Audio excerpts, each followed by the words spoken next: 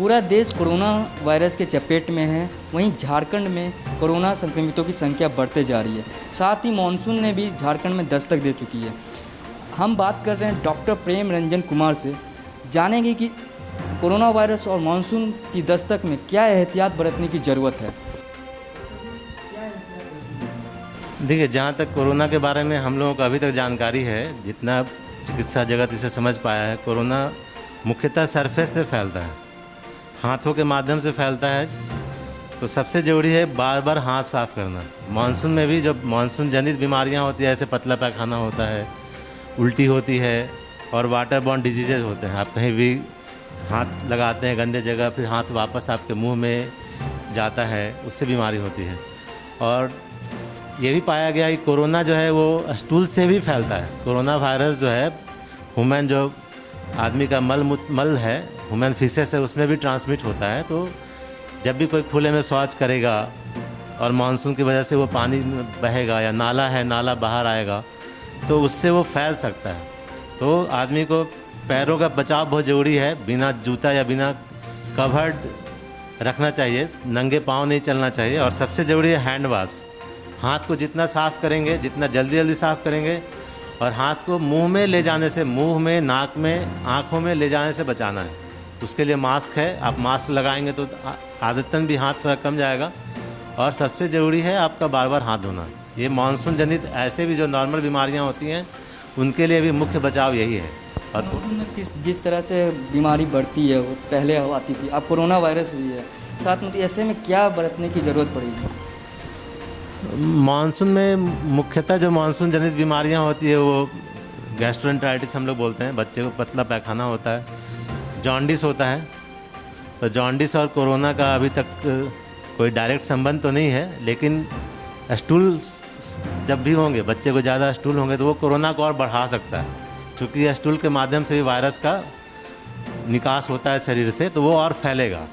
तो मानसून में ये ज़रूरी है कि जब भी हम मल का त्याग करवाएं तो अच्छे जगह पे करवाएं, बाथरूम का यूज़ करें, शौचालय का खुले में नहीं करें। और जब भी हम लोग बाहर निकलते हैं तो हमेशा चप्पल पहन कर जाएँ या फिर जूता पहन कर जाएँ, और घर में आएँ तो आने के बाद तत्काल अच्छे से साबुन से अपने पैरों को भी धोएं।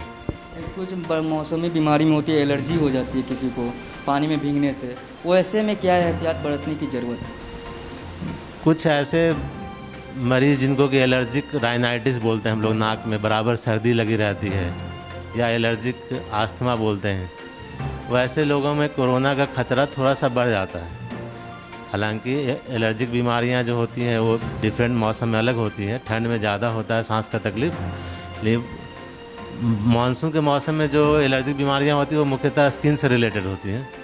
तो स्किन का बचाव भी ज़रूरी है, क्योंकि स्किन में भी होगा तो वहाँ पे कोई भी सरफेस को आप छुएंगे, सतह को, और हाथ कहीं खुजली हो गई आपको, कहीं रैश हो गया, दाना है, शरीर लहर रहा है, आप हाथ वहाँ ले जाएंगे, फिर वहाँ से हाथ आप अपने चेहरे पे ले जाएंगे, तो कोरोना फैलने की संभावना बढ़ जाती है। ऐसे में क्या होना चाहिए, आप क्या बताना चाहेंगे दर्शकों को? एकमात्र लक्ष्य होना चाहिए हैंड हाइजीन। हाथों को जितना साफ़ रख सकें, जितना जल्दी बार बार साबुन से साफ़ कर सकें। अगर साबुन ऐसे जगह पे हो जहाँ आपको साबुन या पानी की अवेलेबिलिटी नहीं हो, तो आप सैनिटाइज़र से हाथ धो सकते हैं, हाथ पोंछ सकते हैं। और हाथों को चेहरे पर और शरीर में के अन्य भागों पर कम से कम ले जाएं और हाथ साफ रखें। यही कोरोना से बचने का सबसे, मौसम से तो है, मौसम जैसे मैं बच्चों का डॉक्टर हूँ, तो बच्चों में मौसम जनित बीमारियाँ होती है। बच्चों को आप बाहर कम से कम निकालें, बिना ज़रूरत का ना निकालें। और जहाँ तक हो सके घर का आहार दें, बाहरी चीज़ें ना दें। जैसे बरसात के मौसम में आप बाहर का कुछ भी देंगे तो उससे बच्चे की तबीयत ख़राब हो सकती है। ये डॉक्टर प्रेम रंजन कुमार थे हमारे साथ। इन्होंने बताया कोरोना वायरस से बचने के लिए मास्क का ज़्यादा मास्क का प्रयोग करें, सैनिटाइज़र का उपयोग करें। साथ ही कहा कि बरसाती चीज़ों से परहेज करें और मानसून में अपने बच्चों को एहतियात बरतने की ज़रूरत है। अपने सहयोगी संजय गुप्त के साथ मैं विशु विशाल, मुखर संवाद, रांची। जब टूटती है आस, जब थकती है सांस, जब रूठते हैं अपने, मुंह मोड़ता है जमाना, जब अंगड़ाई लेता है संकल्प, फिर बनती है कहानी। बनते हैं अनमिट निशान।